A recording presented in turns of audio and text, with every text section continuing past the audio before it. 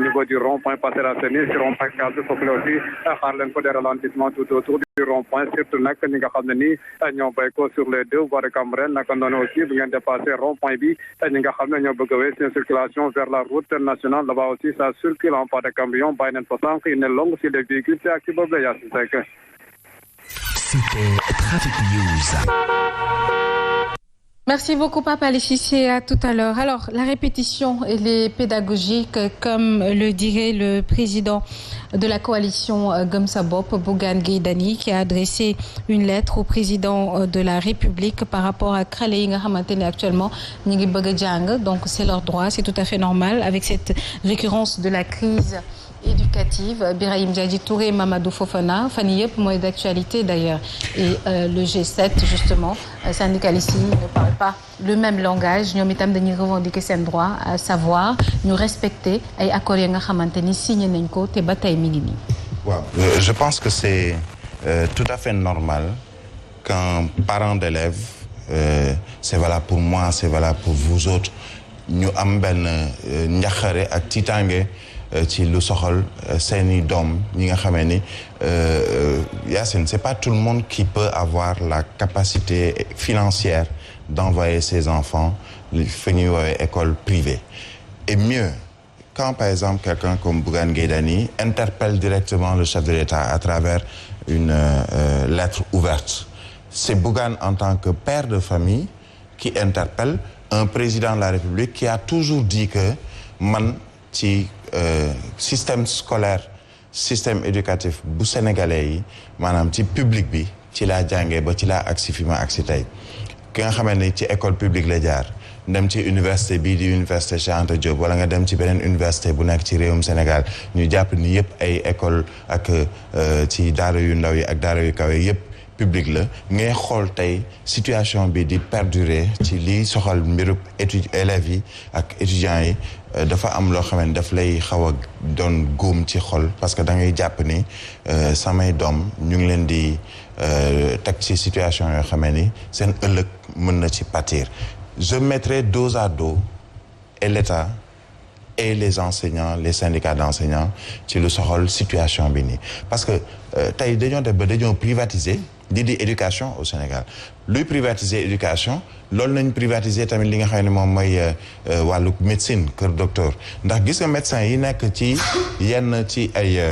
hôpitaux ci Sénégal ñoo xam ne dañ naan ay hôpitaux pour néew yu doole mais yooyu les médecins ñoom ñooy ubbi ay cabinet yenn saay sax ci jàkkaarloog hôpital bi ñuy liggéeyee pour mën a yenn saay di yóbbu seeni ay malade ñooñu di fay ci biir hôpitaux ci biir seen cabinet yooyu nga xam ni ay cabinet privé lay doon c'est exactement la même chose qui se passe par exemple ci éducation ngay gis koo xamee ni ci enseignant la di jàngale ci lycée Lamine Gueye ñu ne public la wala ci beneen école boo xam ne public la mais en même temps yaa ngi am yow ak say mbokk wala yow ak say ñooñ feneen fooy dem di jàngale ci école privée yaa ngi jàngale collège nangam pour ne pas di dugg ci tur yenn collège yi foo xamee ni privé la ñu lay fay loo xamee ni en même temps ñu ngi lay fay ci enseignement public léegi ce qu'il faut nécessairement que li may wax chaque jour état nay wax dëgg ñi muy jëflanteel ci wàllug ay accord lii ngeen may laaj lii laa mën lii mënuma ko bés bu ma ko mënee dinañ toogaat ñu ne lii de mën naa ko mais lan la enseignants yi di laaj ñu ne dañu leen jox lii di woowee ay indemnité 60 000 waaye dañ ko war a yokk ba 100 000 pendant ce temps am na ñoo xamee ni daanaka dañuy bokk catégorie wala hiérarchie ñuy laal 700 000 ci indemnité ngay gis kuy laal 400 000 ci indemnité ngay gis koo xamee ni dañu naan secrétaire général la ci ministère wala ci li ñuy woowee ay municipalité ci mairie ñu ne la di nga laal 200 000 nga gis greffier ci wàllu tribunal te boo xoolee ñoom seen jàng ak seen i diplôme dañoo méngoo ñoo bokkandoo diplôme wala ñoo bokkandoo cursus scolaire ci wàllu jàng donc ñoom dañoo jàpp ni dañoo am ñu avantagé ñoom ñu désavantagé leen mais lan la gouvernement war a def surtout dans le cadre des négociations d'abord la nga signé ak ñoom mu leer yaa ko signé ñoom ñu signé contresigné nga mën ko appliquer ci anam yi nga ko war a appliquer mais la nga xamee ni yow jàpp nga ni lii mënul dem mais wax ko ne ni lii de bëgg naa yéen a ko bëgg waaye man sama gafa mayu ma mën leen defal lii ba nga xamee ne au moins après du ñu ñëw ne ni yéen a waxoon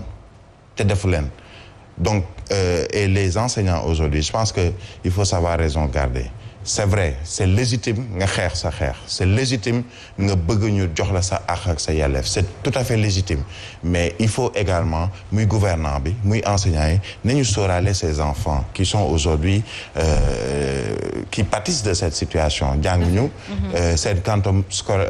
horaire wàññeeku la ñu waroon jànguñu ko ñooñu ñoo bëgg dem après ci yenn ay universités à l'étranger mais la ñu jàng fii mayu leen ñu mën a compléter li nga xam ne moom la ñu war a yóbbu fële ci ay universités à l'étranger te lépp c'est au service du Sénégalais yow Yacine nga jàng ba fii am say diplôme coole bari mais Sénégal nga koy appliquer la nga jàng ci biir Sénégal nga koy appliquer yàlla nga yóbbu la Yale wala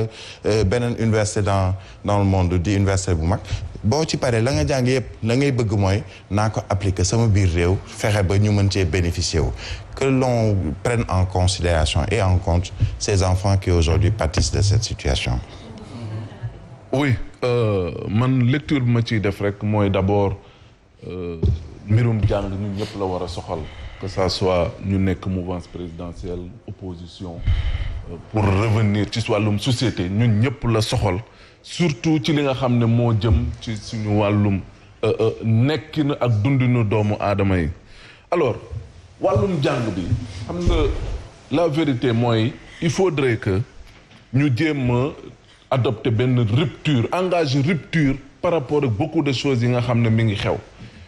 tey mënoo jël nga ne wàllum jàng meeg njàngale bi da ngay jël pratiquement ci budget wu Sénégal plus de 1300 milliards nga jël presque lu tolloog ay 300 400 ba 500 milliards ne jox ko jàngalekat yi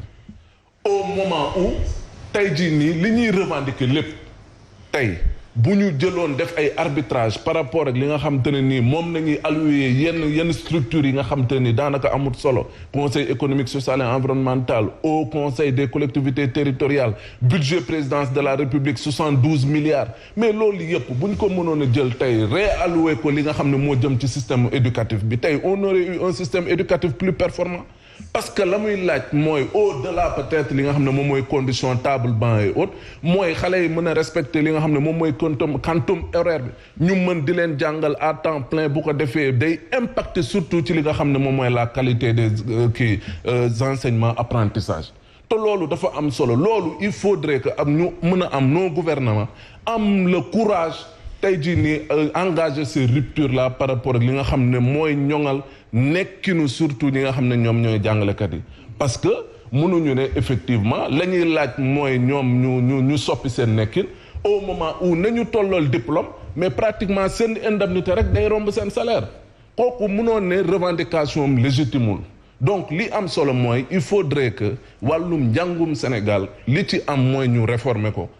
réforme bi mooy lan il faudrait que ñu jël li nga xam ne moo jëm ci njàng bu yàgg bi ñu arrêté ko parce que aussi nit koo xam ne day toog ci table banc pendant 20 ans mais loolu professeur bi il passe beaucoup de temps à l'école et quand il passe beaucoup de temps à l'école il se dit que lii mooy gagne-pain loolu kon dañ ko war a fay